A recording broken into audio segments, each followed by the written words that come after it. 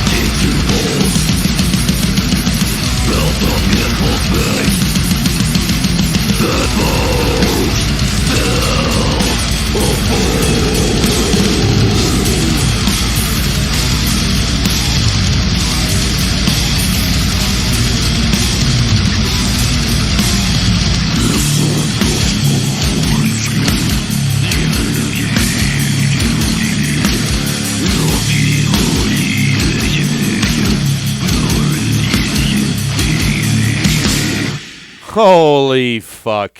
Nice. That was Wrathspawn here on KWJUDAS. Probably one of the heaviest goddamn bands we have ever had on this show. Well, little disclaimer, the band Wrathspawn is not here. This is a CD that I recorded with Wrathspawn. They didn't end up using any of my parts on the CD that they released. So these are the versions that I recorded. Not trying to do anything with them except show people the work that I did and talk about the songs themselves. Hell yeah. We have Jordan Bateman. Yeah, let's just say it's Jordan. It's a band that Jordan Bateman was in. And it's called Wrathspawn, and they have this CD, different versions of these songs on a CD. It's available to buy anywhere. They put it out. Go check it out. Go support them. Right. We're not in any means trying to deter from what the band Wrathspawn is doing right now, but just to kind of show what you did, basically. This is work that I did, and I'm proud of it. And I think it stands alongside of the work that they ultimately released. And I don't think there's any reason why they should stand apart. They're both fantastic. But I wanted to just talk about each song, the lyrics of each song, because I'm really proud of how the lyrics came together. So I heard you saying something about the lyrics while I was in the bathroom having a tinkle. I think Wizard was asking if you wrote the lyrics. Before we get into that, though, just to specify, Jordan here is doing vocals and guitar now on all the recordings that we're hearing now. Vocals and these are recordings, and guitar. Any guitar leads you would hear are me. So are you doing rhythm and lead? All the guitars? Only when it calls for rhythm, I do rhythm with the rhythm guitar. But if it calls for a lead, then I'm doing the lead, and there's just one rhythm guitar, and that would be Tony's guitar. And Tony is these riffs are actually mostly Tony and Mike's. It's old stuff. Mike, the bass player, and Tony, the guitar player, are cousins. Word. And the ideas for these songs were conceived many years ago when they were like 17 or 16 or maybe even younger. And I just they showed me the songs, and we decided on arrangements together. So how the songs are arranged is what I contributed to. And there are a few riffs throughout, especially at the end, that are 100% my contributions. And lyrically, we also collaborated with a guy named Sean, who's a great writer. His last name escapes me right now, but Carmichael. What we did is we came up with ideas or song titles for the songs. Like this first one was called Moral Disambiguation, and we just give him that song title. And then he ended up just like he wrote something having to do with Ed Gein. It was kind of an Ed Gein story. There you go. And it kind of the setting in the song is Ed Gein is being pronounced not guilty by way of insanity. And then the rest of the song kind of delves into the memories of what had happened and like what had actually happened. Like people's skulls were carved into bones, people's skulls were carved into bowls. He made a belt out of nipples, Indeed. and he had a bedpost of bones. He had a bedpost built out of bones. So, and then it kind of cuts back to the court scene again, being pronounced not guilty, and then wondering if could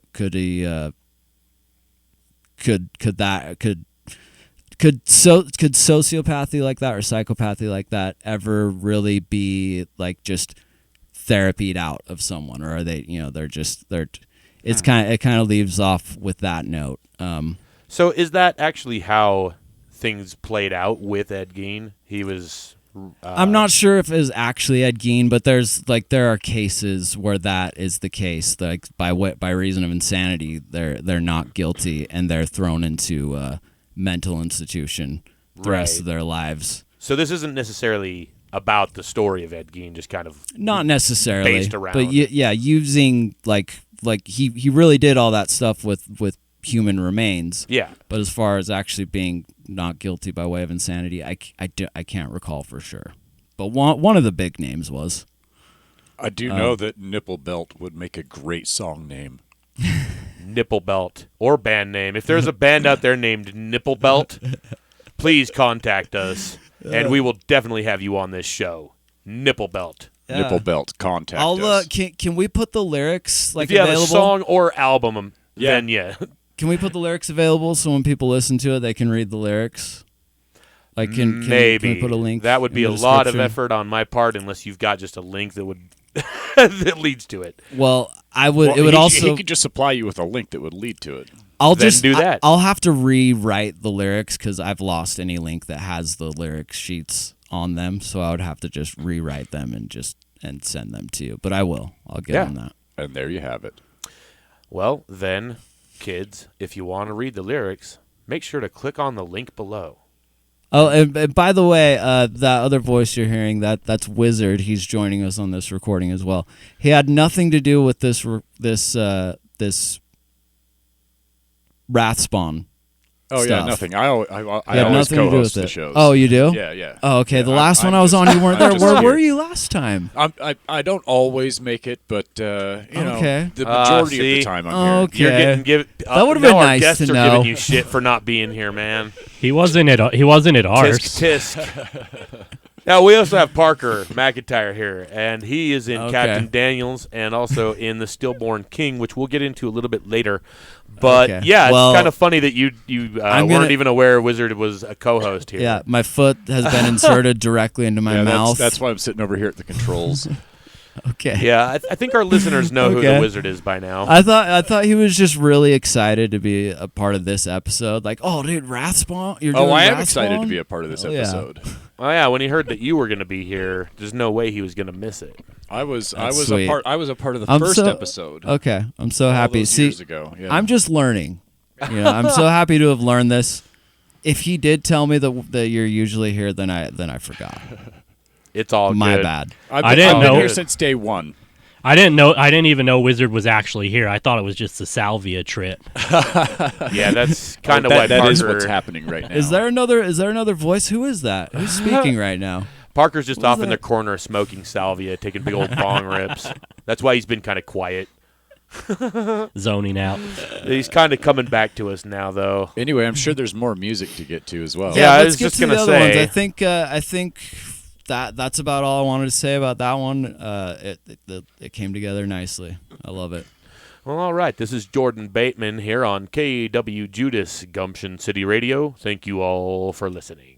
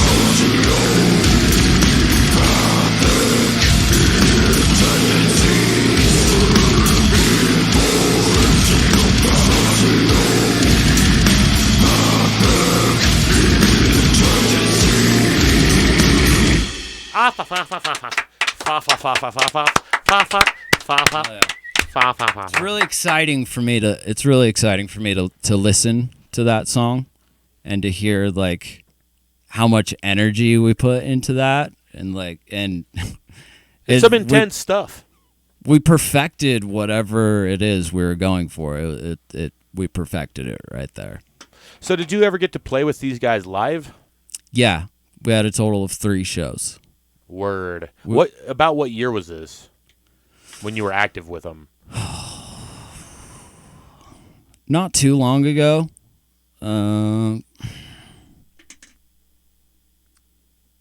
Maybe 3, 4, 5 years ago. So at least before COVID. Definitely before COVID, yeah.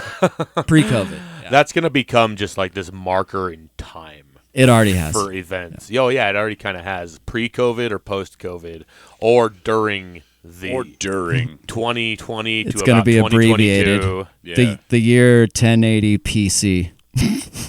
What were you doing during COVID? Same thing as everybody else. Sitting at home, fucking myself. Hating pineapple on pizza. Oh, no. A lot what? of fucking myself. Yep. You hate pineapple on pizza? So you hate bursts of delicious flavor Yeah. in your mouth? Okay. If that's fine. That's what you're going to call them. I mean, It depends on what kind of flavor. If it was any kind of other fruit, I would still hate it.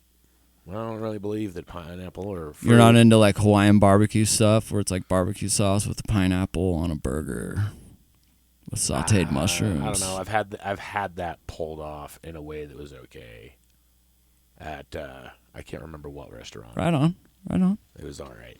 But I So you sooner get take it. the pineapple off and just leave the teriyaki sauce and the mushrooms and onions and shit. Okay, but you still get a little like the leave-ins of the pineapple even when you take it off. Like it leaves some pineapple juice. Yeah, you do get like the remnants, and I actually kind of like that. It mixes well with the barbecue sauce usually, you know. Yeah. And sometimes if I'm feeling wild, I will eat it with the pineapple on it still, but not with pizza. Fuck no. So that last song that we listened to was called "Inborn Sociopathic Tendencies." Right, complete correlation. This is a song that Sean did not collaborate with me on. I wrote these lyrics and they fit really nicely. The chorus is it has this interplay between two different vocals. One vocal says inborn sociopathic tendencies, and then the voice underneath goes sociopathy inborn, and they just kind of like rhythmically they interweave. And basically the song is it's like a first person narrative from the perspective of someone who has sociopathic thoughts, but they never act on them for whatever reason, but like the pain that they must feel inside still having to deal with that. Like how many because I was watching a Ted Bundy documentary on Netflix. So is this I'm not one of these guys that thinks like serial killers are cool either. Like it fascinates me, and it also like fills my guts with like like so much fear about it. You know, it's very visceral. Is that a consistent theme in all of your lyric writing? No. I like to only like talk about one thing in one set of lyrics and then never talk about it again. I like that. Word. Or that at least that's how I write. I would be willing to write an album that was more focused on one overall story. Like a concept album? Yeah. I would do that, but I would never do a concept album about serial killers. No. Yeah, it's been done. No. I mean, there's already plenty of the death concepts, metal about serial killers for sure. There's a whole death metal band, Macabre. Have you ever heard of them? Of course. Yeah, like every song they wrote is about serial killers. They're kind of boring. They're a little bit boring. I think they're kind of fun though. You know. Totally. The way he dresses up. They're fun for sure. I heard they stopped, but I don't know. Hopefully not, because they're fun. I like fun death metal. Me too. And I like to have fun with it too. I like to have fun with specific cons, because like the serial killer thing's been overdone for sure. But so I wanted to come from a unique perspective of a serial killer that never was, but inside he still like had the tendencies inside, you know. Right. It's just a different kind of like scary, like fear-based, painful thing that's just you see what kind of emotions come out of There's that. a few of us out there. Well, speaking of which, let's get on into another one, shall we? Nice. Moral disambiguation is the one that we heard first. Inborn sociopathic tendencies is what we just heard. Mm-hmm. And the next one, I'm gonna have to hear it. my computer says is called Number Plate. Number Plate. Pretty fucking brutal. All right, we'll figure out what the fuck the name of this next song is while we listen to it, kids. Just stick around, and yeah, we'll figure it out. Fun. KWJUDAS, Gumption City Radio.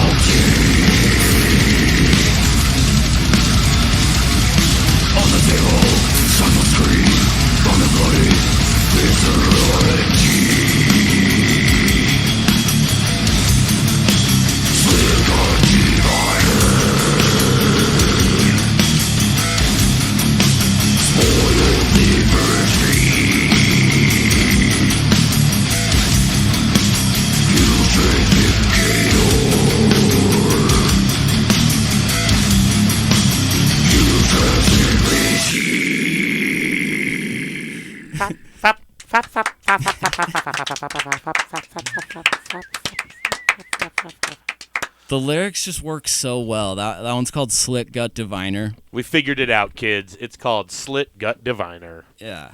And just rhythmically, the cadences of all those lyrics really work out so nicely. I had so much fun arranging that. And Sean gave me plenty to work with right there. So Sean did the guitars? No. Or? He just wrote the lyrics. He doesn't play any instruments. He just really? Yeah, he did us a favor. He's a writer. Right. He's like an actual writer. He's I'm pretty sure he's been published somewhere. I feel dumb that I don't know, but yeah, that was something we were kind of going to get into. We established that you do, or on this recording, most of the guitars and lead guitars and rhythm, along with rhythm. And the they're vocals. kind of one and the same. There's not a lot of complex guitar leads on here. If you could call any of them complex, I don't know. It was very challenging. Yeah, structurally, I think you got a lot of complexity going on there, and that's kind of how death metal's got to go. Yeah, I'd like to think so. It's like, but we still kind of stay true to a little bit of a pop structure. Like there are hooks. I love building to a hook in ways that and trying to do it in subtly different ways while still abstaining to more of a poppy structure. It's just what I have fun working with. But I also I like to try to have as many riffs build up to it as possible, so it feels like, like I don't know, almost like you're moving through this. Like after you get to the apex of the song, it kind of moves through it backwards, right? In a way, it kind of mirrors it, but like kind of distorts the mirror. That's a good way of kind of putting it. Mm-hmm. A lot of the songs I write are kind of in that same sort of way. Oh yeah, for sure. And well, you know that because you're in my band now. Yeah, I'm still learning them, but I love your structures though. They're great. I appreciate. And there's like subtle differences too. Like everybody has their own subtle ways of song structuring. If you do it so much, it's like a fingerprint. Everybody's like there's a variation somewhere. Word. So speaking of which, right now you on your plate you've got Stillborn King and the Reds. Do you have anybody else that you're jamming with? Yeah. I got two other people I'm jamming with. I'm getting drum lessons from my boy Styx. You guys know Styx?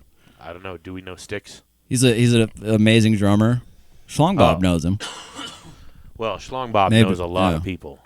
Yeah. I guess I assume that all you guys know like the exact same amount of people in the exact same way. So he knows a lot of musicians that I do not know. Okay. He's in a whole other community. Styx is my drum teacher. Word. And so I work with him, and we have plans on we have a project plan that we work on and talk about. And then I have another friend named Jory who plays drums with me on a project where I play guitar. It's the only one that I'm playing guitar on right now. Hell yeah. Yeah. Hell yeah. Sorry, we just cut out there for a sec. I think that is a sign that, we're close to the middle of the show. It is close. So should we play another song and then get on to the Wizard's Useless Totally. Act? Yeah. I'll provide all the lyrics, and people can read through them and have fun because they're super fun. That's another thing that I would like to talk about here in a sec. But we're going to get on into it. This is Wrathspawn, Jordan Bateman, KWJUDAS, Gumption City Radio.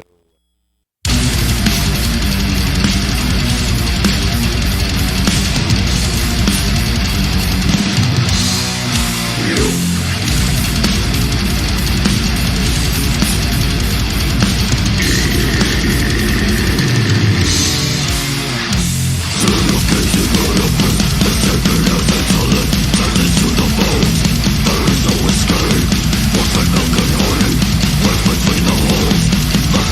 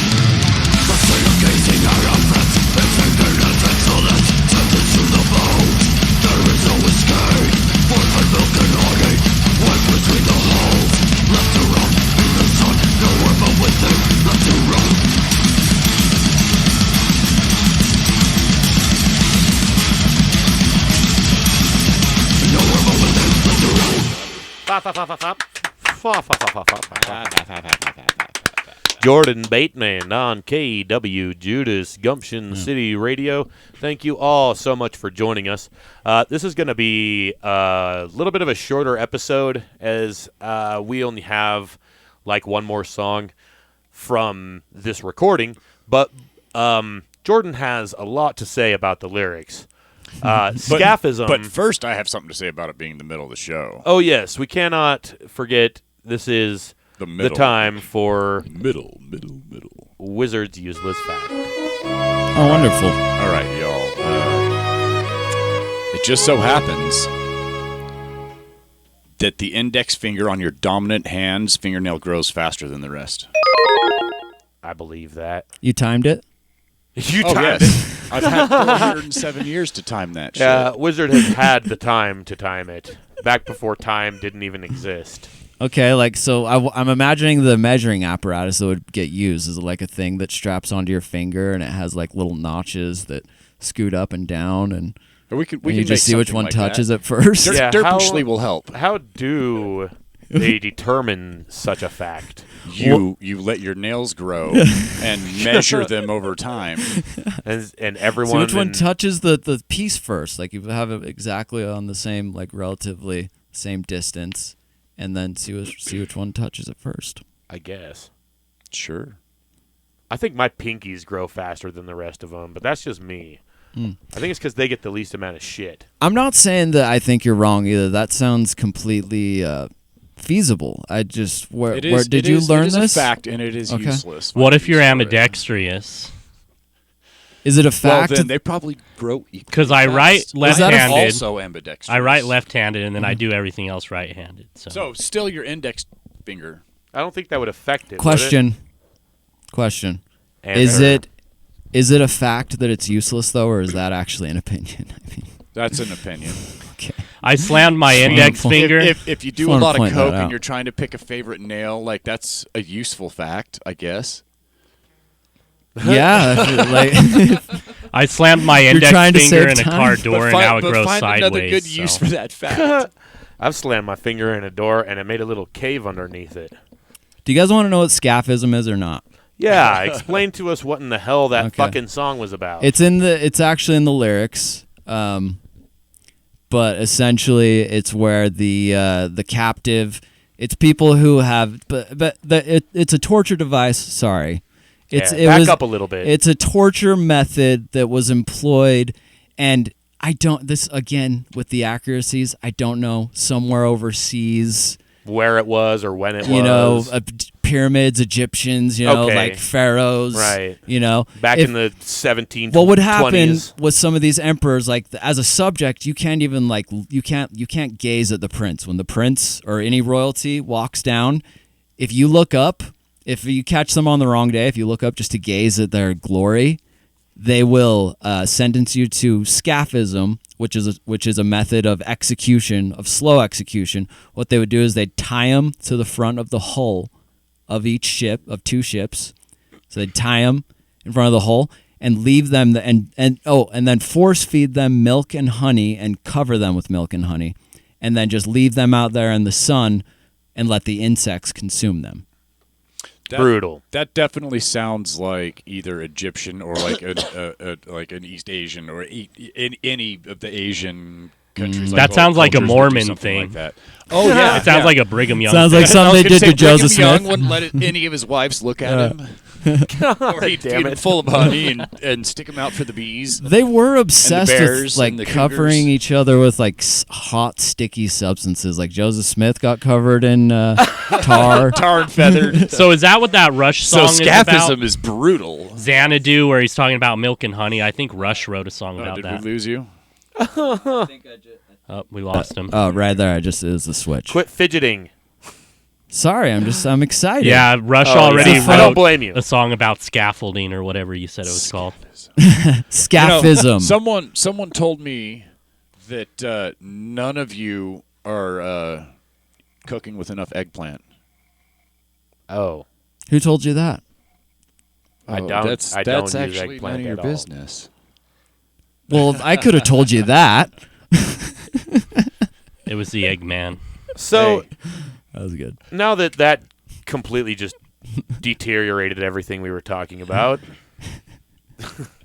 have you got any fun stories just, that you've had being in the bands that you've been in? I look back fondly on these efforts for these songs. They're such dear memories of mine.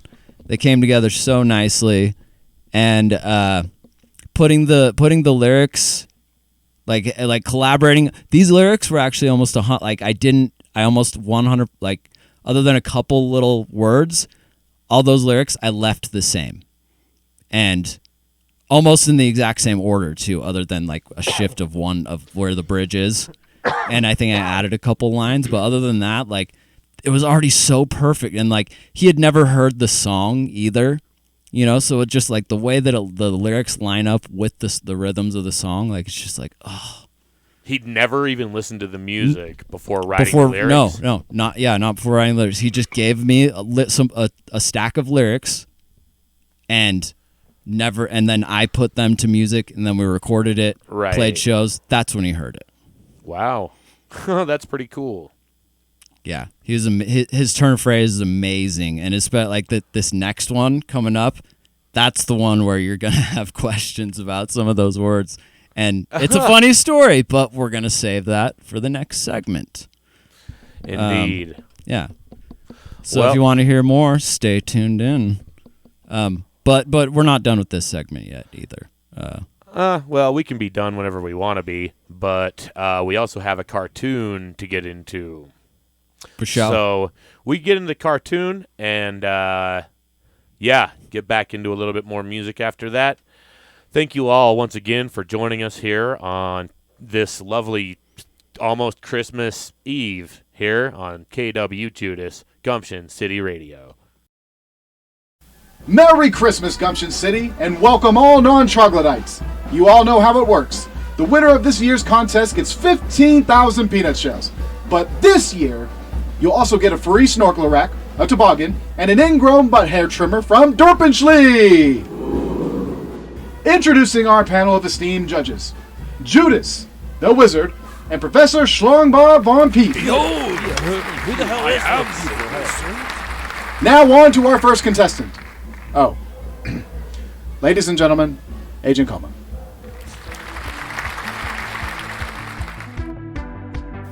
Next! Wait, what the? Next! I guess that's us.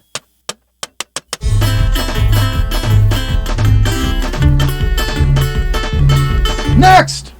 God! How does this actually keep getting worse? How about some real music?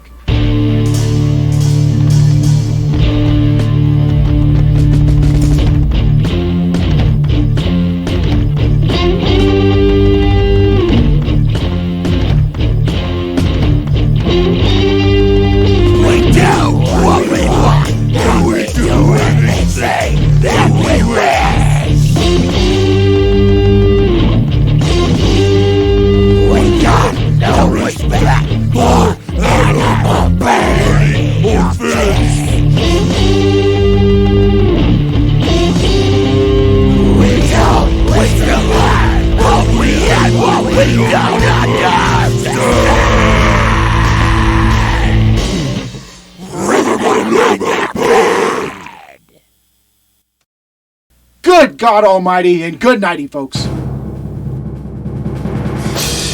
Gee, I guess it seemed a little one-sided there. But nevertheless, stay tuned next week for the final conclusion of this year's heartwarming holiday special, brought to you by Dorpenschlee. Oh, wow. Wasn't that a hilarious cartoon? It really was, and it was so finished, too. I loved it. Yeah, currently, while we're watching these, which we did just watch, they're not quite finished. I'm the only one that knows how it's going to end. But sorry, I showed people the sausage. Damn it. No, we watched those. It was 4 of them, right? We did. We really did. Right. There were some Part finishing 4. touches that needed to happen. Part 4 wasn't quite done. I was goofing on it. It's very it's complete. It basically I was just goofing on that. We did watch it, and it was fantastic. I love how it still ends with the music that you've provided with us tonight, and how it has that end scream, with the Derpensleep. Which is dope. I can't even do it. The only thing that seemed to be missing was See, I can't even do it anymore. the only thing that seemed to be missing was Derpenchrist. Yeah, For Christmas. there's been some complications with been a while. Derpenchrist, and so, we couldn't have him here tonight I or mean, on the special. Isn't that always the story with Derpenchrist? Right. He was crucified, and we're still waiting it's a for pattern. a resurrection. It's a pattern that's been he's established the pattern. It's true. Right.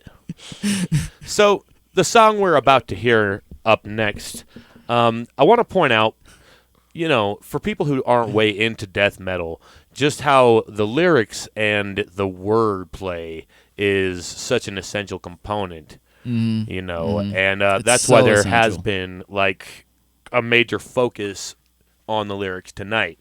And there was a few words that I remember. You actually sent me some lyrics last night, and I'm like, okay, I want to talk about these on the show because you had some choice words, very choice words. Yeah, but you're talking about Born Deformed, which is the last song. Indeed. So, dysmorphological. Yeah. Define.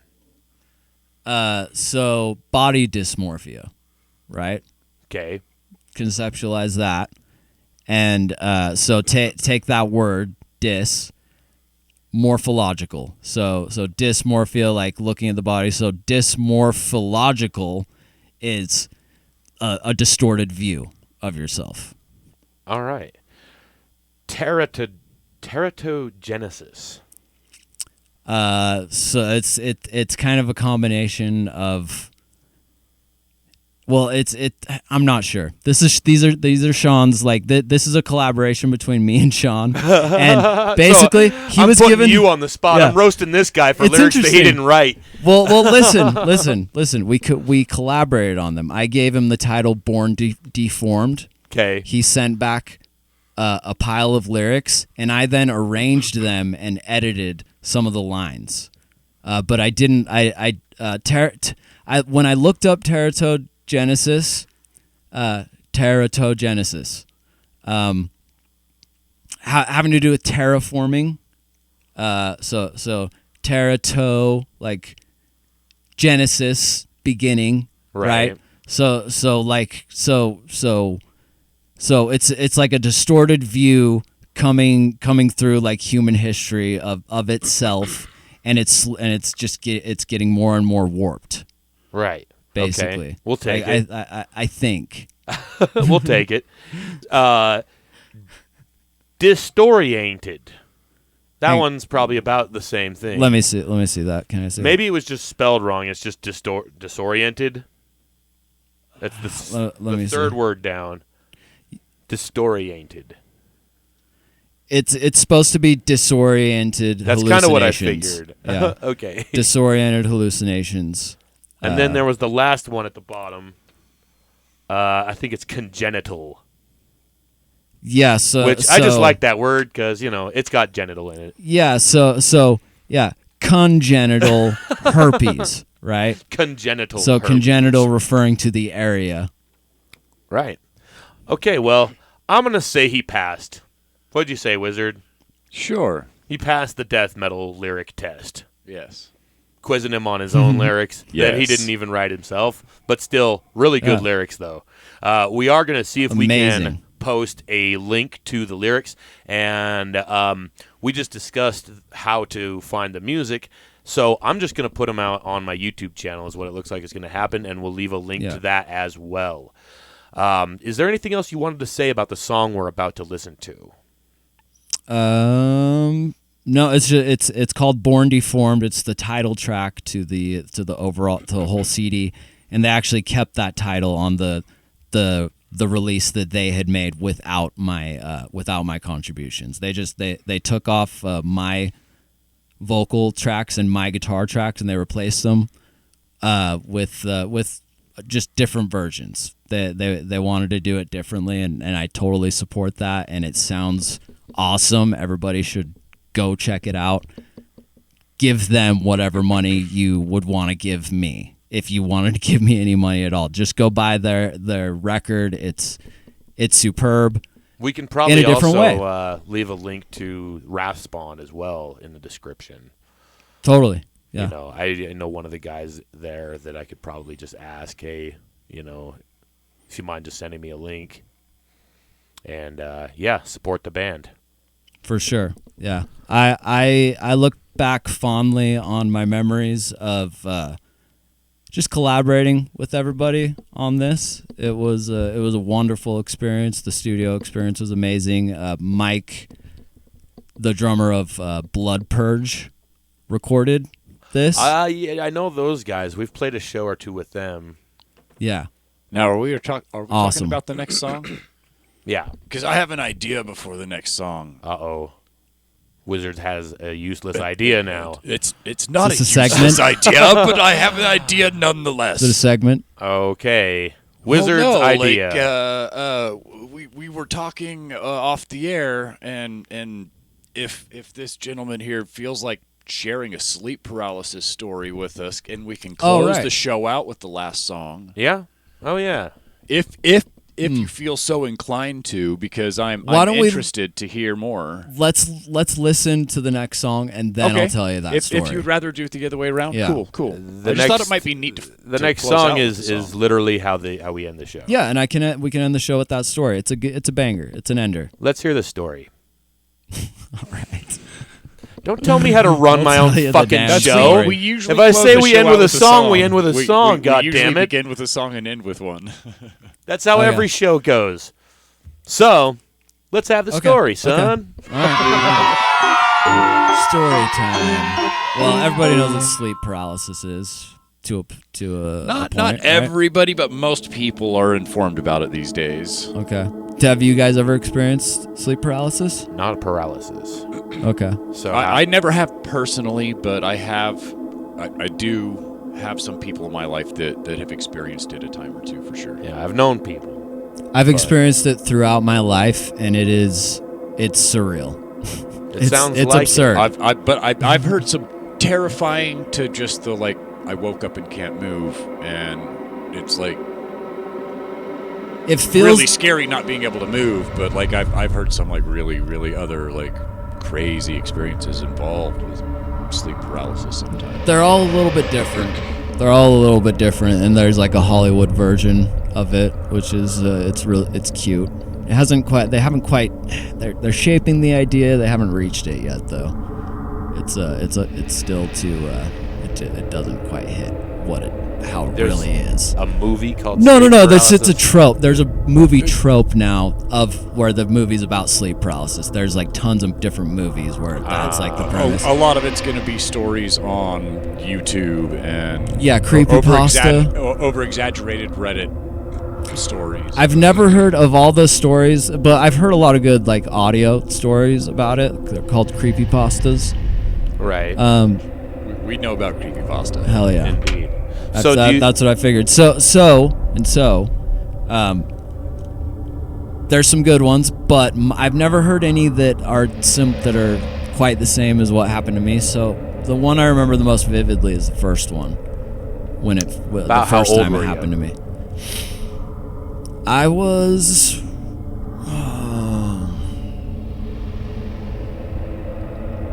It was shortly after the first time I took mushrooms, and the first time I took mushrooms was I don't fucking remember. God damn it. Was it high school? So maybe 16. I must have been 17. Yeah, because it was a little shortly after the first time I got laid. All right. So I was 17. That was too much information. I think you're all right. Funny. So we've heard more tangible and juicy details. Oh yeah. Than how old you were. We've gotten a couple of credit card numbers on the air. Yeah, we've ruined people's lives with this show. So be careful what you say.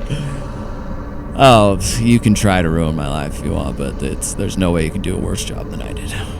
So anyway, we'll leave you alone. The first time that it happened was very interesting. So basically, this is what it felt like. So I'm laying down, I'm laying on my pillow, just laying in my room.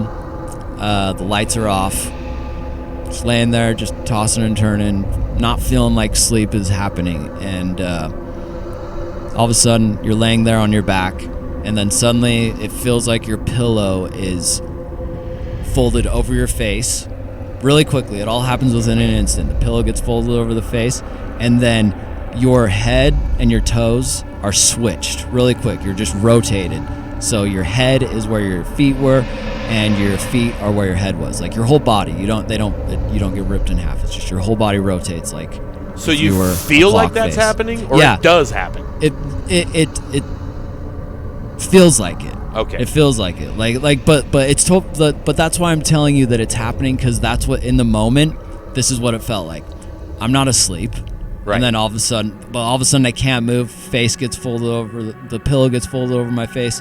My whole body is rotated counterclockwise 180 degrees. So my head is now where my feet are. And then I'm lifted into the air, and I sit and I'm being lifted, and I can't remember if I'm continually being lifted or if I get lifted and like I'm almost touching the ceiling, and then I'm able to somehow barrel roll out of it, land my feet on the ground, and start screaming for my mom, and hearing a buzzing underneath my sheets. There's like a buzzing sound. It's coming from my bed. Huh. And scream for mommy. At some point, she comes down, buzzing under the blankets, rip the blankets off, and a swarm of flies come out, and mom's standing there going, "See? That's why you need to wash your sheets." And then eyes open, and I'm just laying in my bed. Like none of that actually happened. It just happened kind of. Yeah. Wow. None of it happened. But it felt completely real until she said those words. That's what made my eyes open. Wow. That's fucking intense. Ever since then, I get it feels like visitations where it feels like hundreds of really like very passively, like kind of clutching you, like firmly but passively, like there's no like feeling behind it. There's just all these arms that are just like passively clutching you, so you can't move at all, and slowly being lifted into the air. And one time it felt like the fingers were approaching my mouth, and a finger tried to get inside, and so I was able to bite down on it, and wow. And it came apart as though it was like a wax carrot. Like it was just like it crunched in, but it just like kind of dissipated after that, and there wasn't a pained reaction from whatever hand was coming from. It was just like it happened, and then just again, eyes open, laying on my bed. In case you were wondering, he was actually taking gentle nibbles at the microphone cord while he was doing that. That actually... I was trying to be there. He was in the moment. Brings back a memory that I haven't talked about in a long time, and I guess I never considered it a sleep paralysis experience. There you go.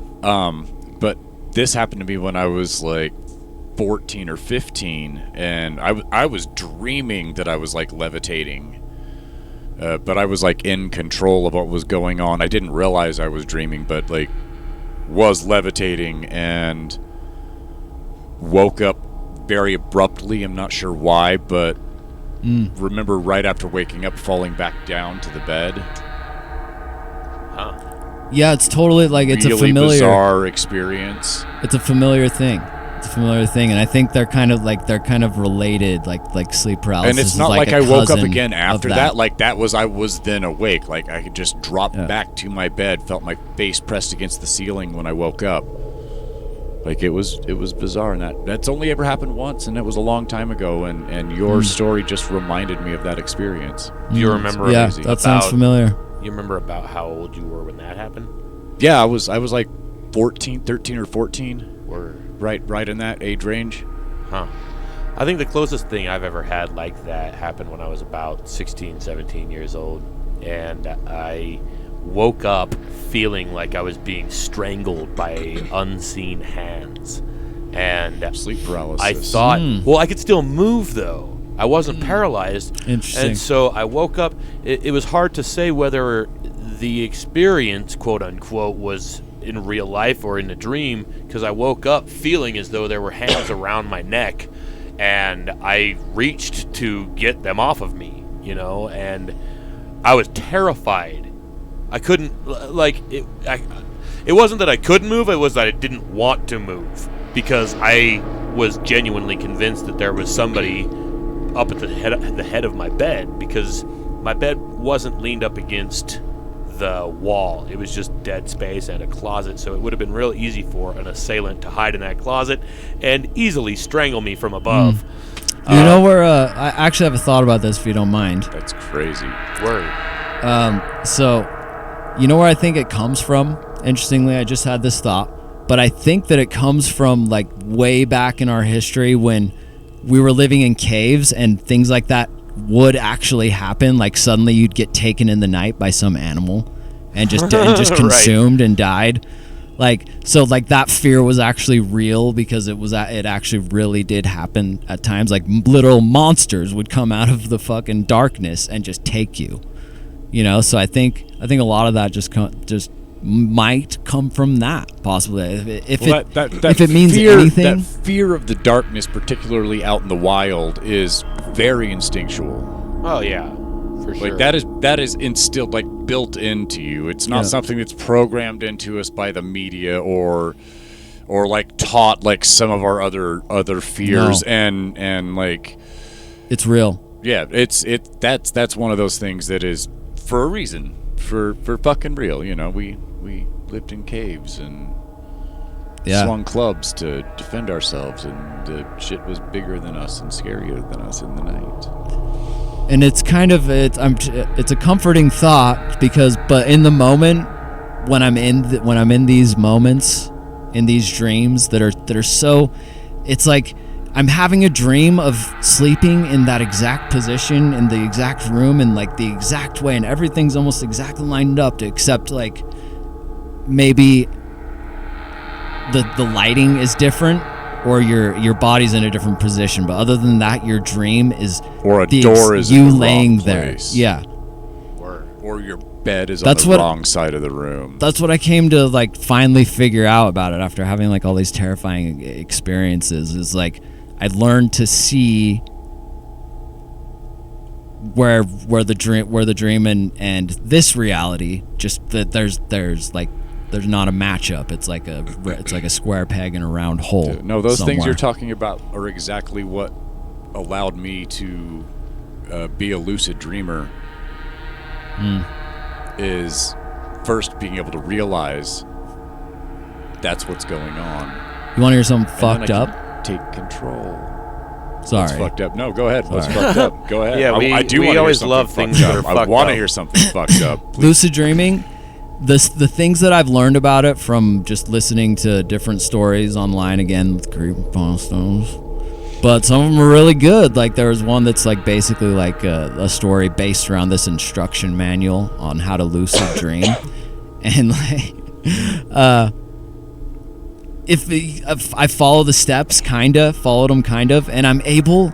There have been a couple times where I've been able to purposefully, because there's something familiar that happens. I know I'm skipping to a lot of things, but like the important, skip to the fucked up part. The important thing is what it feels like when I'm able to get into this lucid space is what it feels like. I'm suddenly a subway train in a subway station, and I'm laying down, but I'm the train, and the train takes off at super fast, just into the dream world. But you go into the dream world laying down, and I was able to achieve it twice, but every single time something keeps me locked up, so I can't explore the dream world. That's fucked up. That is fucked up. I'm literally shackled. That is really fucked up. In the lucid dream world. That is I don't know. I guess that very much fits the definition of sleep paralysis. But yeah, I for years have been able to. I don't know. Once I realize that's what's going on, I don't know. It's like a playground. It can be very entertaining, and sometimes it can get a little terrifying. But it's. Go to hell. I've had nightmares since I was a kid. I've been there. I'm so jealous of you. Done that. Made the T-shirt. Didn't stay. What are cartwheels like? Have you cartwheeled off mountains? They're dizzying, bro. They're not worth it. No. Even in a dream state, they're dizzying, but flying's a fucking hoot.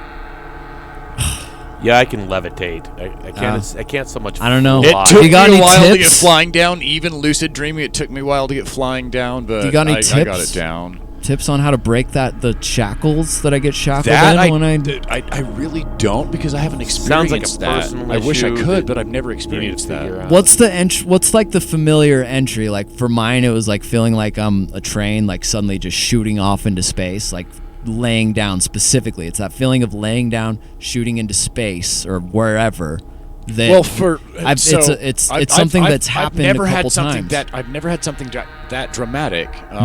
For me, it's always been like you were first talking about, something slightly out of place that might not be completely obvious at first, but like when I got accustomed to lucid dreaming, and I'm not always able to. Like, there are definitely times that I come out of a dream and like, whoa, I didn't even realize I was fucking dreaming. Like, it's not something that happens every time I dream. But it is definitely something that I do find and have fond memories of doing for years after I figured it out, because it was beautiful. But it's something out of place, something weird, like the bed on the wrong side of the room, or a window on the wrong side of the house on the outside, or one of the neighbors' house is the wrong color when you go outside, and it's like those little opposite details. Whoa. Like and then I can just start highlights magazine comparisons. Nothing dramatically changes. It's like, okay, you're in a dream. What do you want to go do next? It's like, well, let's get out of this place, and just like and like take off sometimes, and you can't always get the flying thing to work, so it's like running really fast. Like, but no, and then I take control, and I don't know, man. It can be a fucking blast. I guess I have had a couple where I've been like, I've realized that I can fly, and it's been obvious the whole time. I just had to like think about it in a certain way, and so like I can kind of fly, but it's really fucking sloppy, And suddenly like there's people after me that I have to like try to fly away from, but I'm in a building trying to fly upstairs. Well, it's looking like it's actually coming down to the hour. Yeah. This is a really fascinating story and all, but we got into it, but we still got one more song to listen to. I hope I didn't stutter. Have one more song. Yeah. And no, you're good. You're good. Sorry to interrupt. No, it is the end of the hour. It is definitely the end of the hour. Thank you, everybody, for tuning in. Stay tuned till next week for the final conclusion of our Christmas saga. And be sure to take a look at the links that we have at the bottom in the description below to the lyrics and the music and all of that good stuff. Thank you again, Jordan, for being with us tonight. It's been finger-licking good. It's been so good. I had so much fun. Likewise. Here's our last song of the night. Dipping my toe in that nugget bowl. Jordan Bateman with Wrathspawn, KWJUDAS, Gumption City Radio.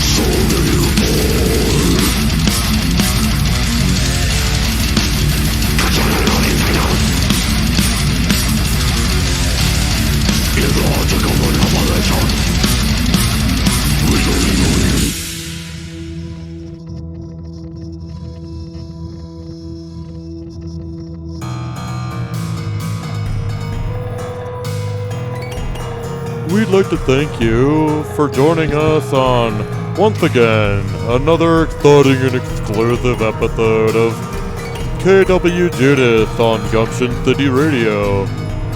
We now turn you back to our regularly scheduled Gumption City programming.